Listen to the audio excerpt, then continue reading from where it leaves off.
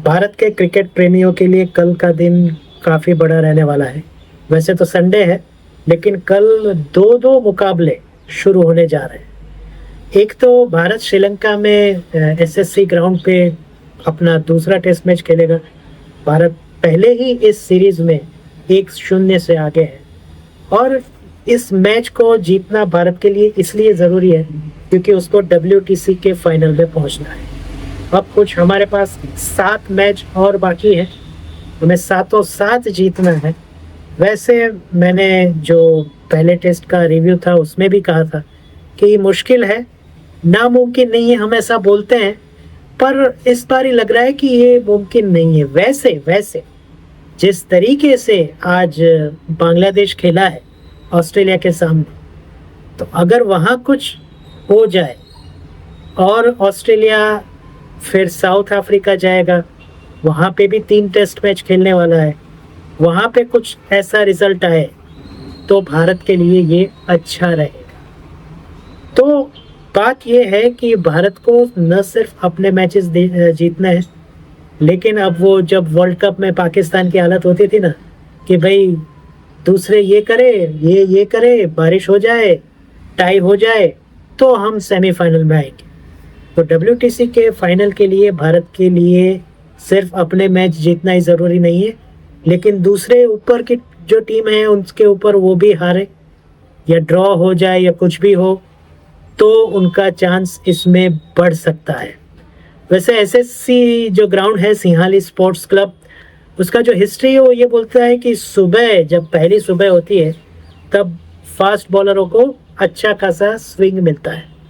अब वहाँ पे ऑलरेडी बारिश का मौसम चल रहा है, कल का वेदर क्या है वो तो पता नहीं है, लेकिन जब ये मैच होगा तो पहले अगर बैटिंग किसी की भी आती, कोई टीम ये नहीं चाहेगी कि वो टॉस जीते, क्योंकि फिर अगर टॉस जीतेगी तो उनको ये डायलेमा में से निकलना होगा कि पहले बैटिंग लेके खुद फंस जाए, 3-4 विकेट अगर निकाल लें सामने वाला तो तकलीफ होगी, या फिर हम चलो ठीक है बॉलिंग लेके ट्राई करते हैं और अगर बॉलिंग ठीक नहीं हुई और सामने वाला उसी सेशन में 100 रन या उसके ऊपर कर गया तो, या फिर एक भी विकेट नहीं गिरा तो एक ये डायलेमा रहेगा कल।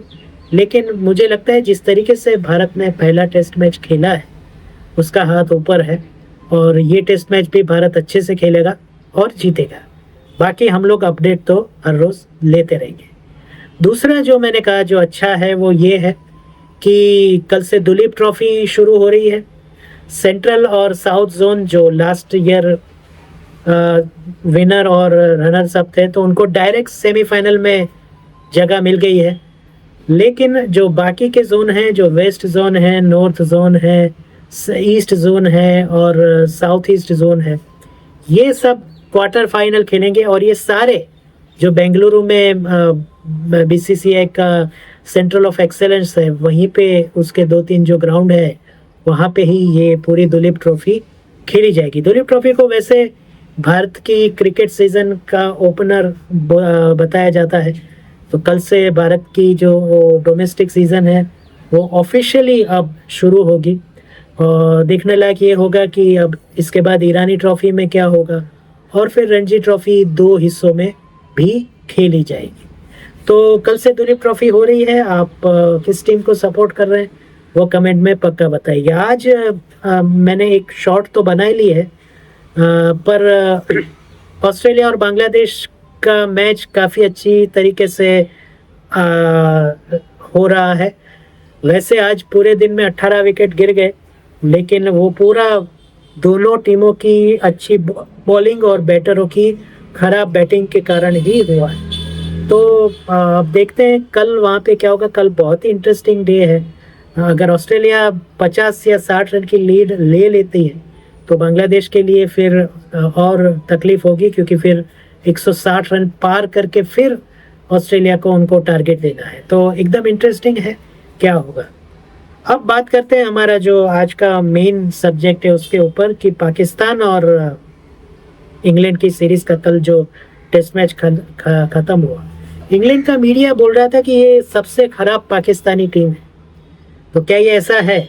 देखिए, कभी कभी क्या होता है कि ये जो पत्रकार लोग होते हैं जो कमेंटेटर लोग होते हैं वो कुछ ज़्यादा अलंकारित भाषा में बोल देते हैं, तो वर्स्ट टीम, सबसे खराब टीम, एकदम बुरी टीम, ये सब बोल देते हैं।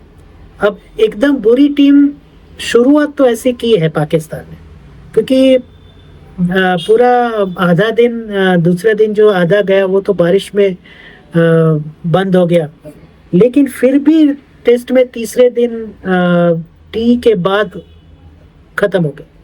मतलब कुछ 1.5 दिन में टेस्ट मैच खत्म कर दिया। क्यों? क्योंकि पाकिस्तान ने कोई फाइट ही नहीं की। इसके अलावा पाकिस्तान की बॉलिंग, जो दिनेश कार्तिक ने कहा कि वन साइडेड, वन डायमेंशनल रही। एक ज़माना था, अब हम बात उसकी करनी ही पड़ेगी, जब वासिम अकरम थे, वकार यूनिस थे, आकिब जावेद थे, ये सारे बॉलर थे। अरे बहुत दूर मत जाइए तो शोएब अख्तर थे, तो उमर गुल थे जो पाकिस्तान टीम के कोच भी हैं। ये सब को हमने जब देखा है, तब ये जो मोहम्मद अब्बास और बाकी सारे जो बॉलर्स हैं, वो हमें कभी भी ऐसा नहीं लगता है कि ये लोग कुछ कर पाएंगे। बैटिंग में भी कोई दम नहीं है, कोई टिक के नहीं खेला। अब सिर्फ बाबर के ऊपर है। बाबर भी क्या इतने अच्छे बैट्समैन हैं कि दूसरा टेस्ट आएंगे 150-200 मार के पाकिस्तान को जिता देंगे? हो सकता है, लेकिन क्या वो कैपेबल हैं? पता नहीं। तो ये सब देखना पड़ेगा। और पाकिस्तान मुश्किल में तो है। वर्स्ट टीम है या नहीं, मुझे तो अभी मैं इतनी जल्दी नहीं कहूँगा। ये सीरीज खत्म होने के बाद, या सीरीज का जो डिसीजन है अगर लॉर्ड्स में हो जाता है तो ठीक है, वरना मैं अभी तो नहीं कहूँगा।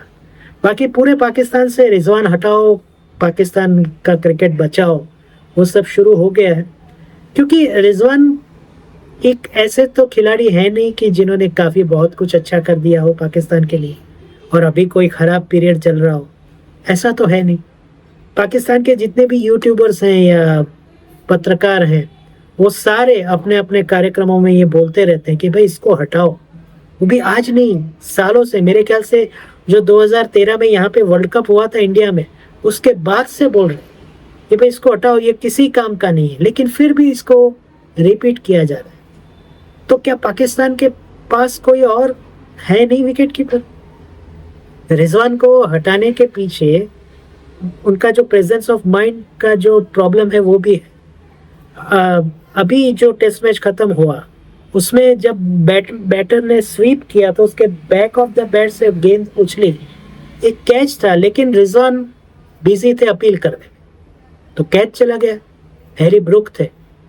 फिर दोबारा जब एक बैट्समैन आगे आके खेलने गया, बॉल ने उनको बीट किया, गेंद पैरों पे लगी और फिर स्लीप में गए सलमान अली आगा के पास, तो उन्होंने ब्लॉक कर दिया।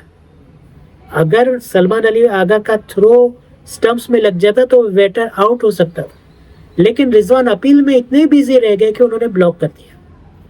तो जो लैक ऑफ परफॉर्मेंस तो है, लेकिन lack of presence of mind जो इसका है, वो रिजवान को तकलीफ दे रहा है, और इसीलिए पाकिस्तान के सारे यूट्यूबर्स बोल रहे हैं। दूसरा, पहली गेंद पे रन ले लिया जबकि नंबर 10 खेल रहा था। ऐसा नहीं होता है। मतलब आपने हथियार डाल दिए कि हम हार गए, हम फाइट नहीं करेंगे।